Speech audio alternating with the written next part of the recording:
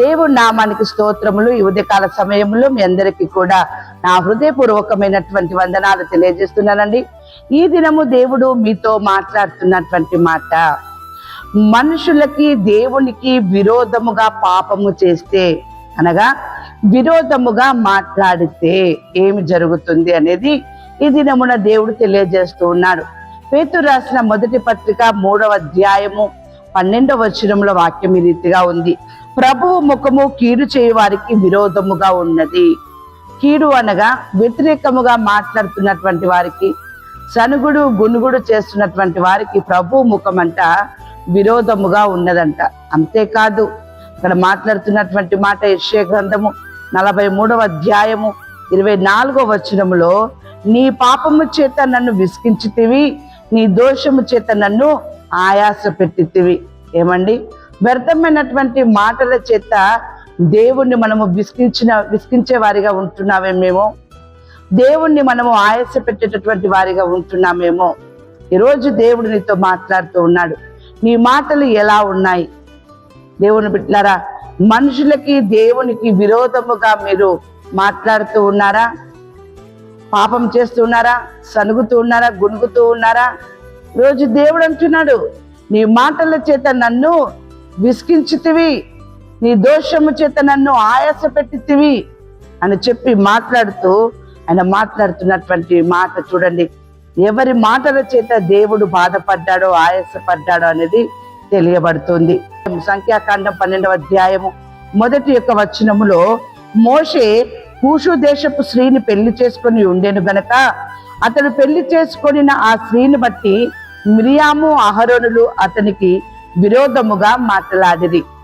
వారు మోషే చేత మాత్రమే యెహోవా పలికించెనా, ఆయన మా చేతను పలికింపలేదా అని చెప్పుకొనగా.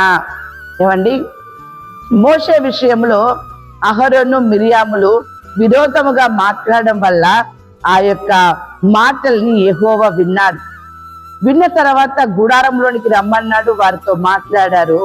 ఎవరైతే మోషే విషయమై విరోధముగా మాట్లాడి ఉన్నారో వారి జీవితమును ఎలా దేవుడు మార్చాడంటే, 10వ వచనంకి వచ్చేసరికి వాక్యం ఈ రీతిగా ఉంది: అప్పుడు మిరియాము హిమము వంటి తెల్లని పుష్టి గలదాయెను. ఎంత భయంకరమైనటువంటి స్థితి అండి!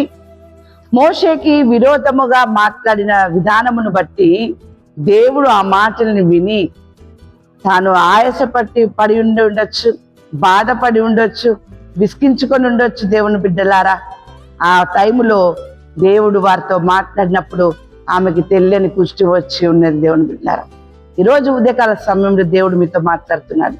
సేవకులకు విరోధంగా మాట్లాడుతున్నారేమో, మీరు మనుషులకి విరోధముగా మాట్లాడుతున్నారేమో, నీ దేవునికి నువ్వు విరోధముగా మాట్లాడుతున్నావేమో.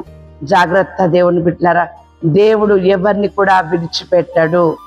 దేవుడు అందరికీ న్యాయం చేస్తాడు. దేవుడు అందరికీ తీర్పు తీరుస్తాడు. దేవుడు అందరిలో కూడా పని చేస్తూ ఉంటాడు. దేవుని వాక్యం సెలవిస్తా ఉంది. ఇక్కడ లూకా సువార్త 15వ అధ్యాయము 18వ వచనములో వాక్యం ఈ రీతిగా ఉంది: ఒక తండ్రికి 2 కుమారులు ఉన్నాడు. చిన్న కుమారుడు మాట్లాడుతున్నటువంటి మాట ఇది: నేను లేచి నా తండ్రి యొద్దకు వెళ్ళి, తండ్రి, నేను పరలోకమునకు విరోధముగాను నీ ఎదుటను పాపము చేసి తిని, ఇక మీదట నీ కుమారుడని అనిపించుకొనుటకు యోగ్యుడను కాను. ఎందుకు ఈ మాట తన తండ్రి దగ్గరకు వచ్చి ఇలా మాట్లాడాలనుకుంటున్నాడు? దేవుని బిడ్డలారా, పరలోకమునకును మీకును విరోధముగాను పాపము చేసి తిని అంటూ ఉన్నాడు. ఎప్పుడు ఆ యొక్క ఆలోచన ఆయనకి కలిగింది? ఎప్పుడు ఆయనకి ఆ మాట అనాలనేటువంటి స్థితి కలిగింది అంటే, తండ్రిని కాదని తన భాగమును పంచుకొని దూరదేశమునకు వెళ్ళి ఎంతగానో నేను సుఖపడతాను, ధనమును సంపాదించుకుంటాను అని చెప్పేసని వెళ్ళినటువంటి చిన్న కుమారుడు యొక్క బ్రతుకు చివరికి పందులు తినేటటువంటి ఆ యొక్క పొట్టు తినే పరిస్థితి వచ్చింది. దేవుని బిడ్డలారా, అప్పుడు దేవుడు కనబడుతున్నాడు ఆయనకి. అప్పుడు తండ్రి గుర్తుకొస్తూ ఉన్నాడు. అప్పుడు మాట్లాడుతున్నటువంటి మాట, నీ తండ్రికి నీవు విరోధముగా లేచి నువ్వు తన మాటకి లోపడకుండా నీ ఇష్టాన్ని నువ్వు నెరవేర్చుకోవడానికి నీవు ఒకవేళ పాపం చేస్తావేమో, నీ తండ్రి ఎదుటను దేవుని ఎదుటను నీవు విరోధముగా మాట్లాడతావేమో. జాగ్రత్త. చిన్న కుమారుడికి వచ్చినటువంటి గతి నీకు వస్తుంది. దేవుని బిడ్డలారా, దేవుని యొక్క చిత్తానుసారంగా జీవించాలనే దేవుడు సమస్తమును కూడా సమకూర్చి ప్రతి మనుషునికి ఇచ్చి ఉన్నాడు.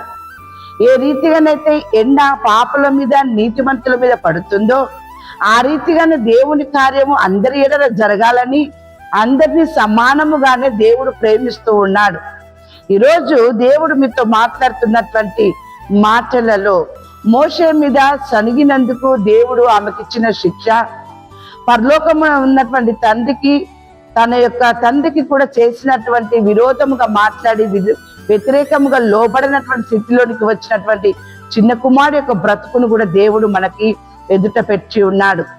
ఈ రెండు విషయాలను గ్రహించి నువ్వు ఎలా ఉన్నావో తెలుసుకొని నీ బ్రతుకును నీ యొక్క ఆలోచనలు నువ్వు మార్చుకున్నట్లయితే నీ జీవితము ధన్యకరముగా ఉంటూ ఉంది. దేవుని యొక్క వాక్యం సెలవిస్తా ఉంది కదా, ఇక్కడ సామెతల గ్రంథము 16వ అధ్యాయం 20వ వచనములో, ఉపదేశమునకు చెవియొగ్గువాడు మేలునందును, యెహోవాను ఆశ్రయించువాడు ధన్యుడు. దేవుని ఉపదేశము ఈ ఉదయకాల సమయంలో మీకు వినబడుచున్నది. ఈ ఉపదేశమునకు లోబడి నీ ఆలోచనను మార్చుకున్నట్లయితే దేవుడు నిన్ను జ్ఞాపకం చేసుకుంటాడు. నీ జీవితంలో మేలు చేయడానికి దేవుడు నిన్ను జ్ఞాపకం చేసుకుంటాడు. ఆయన జ్ఞాపకం చేసుకుని ఆయన మాట్లాడుతున్నటువంటి మాట యెషయా గ్రంథం 43వ అధ్యాయము 25వ వచనములో, నేనే నా చిత్తానుసారముగా నీ అతిక్రమములను తుడిచివేయుచున్నాను, నేను నీ పాపములను జ్ఞాపకము చేసుకొనను. ఎంత అద్భుతంగా దేవుడు మాట్లాడుతూ ఉన్నాడు. దేవుని బిడ్డారా, దేవుని చిత్తానికి తల వంచండి, పెద్దలకి లోబడి ఉండండి, పెద్దలకి విధేయత చూపించండి. దేవుడు మీ జీవితంలో కార్యం జరిగిస్తాడు. ఉదయకాల సమయంలో దేవుడు మీతో మాట్లాడుతున్నటువంటి మాట, మొదటి దినవృత్తాంతములు 17వ అధ్యాయము 27వ వచనముల వాక్యం ఈ రీతిగా ఉంది. ఇప్పుడు నీ దాసుని సంతతి నిత్యము నీ సన్నిధిని ఉండునట్లుగా దానిని ఆశీర్వదింప అనుగ్రహించున్నావు. యెహోవా, నీవు ఆశీర్వదించినలా అది ఎన్నటికి నీ ఆశీర్వదింపబడి ఉండును. దేవునికి లోబడండి, పెద్దలకి లోబడండి.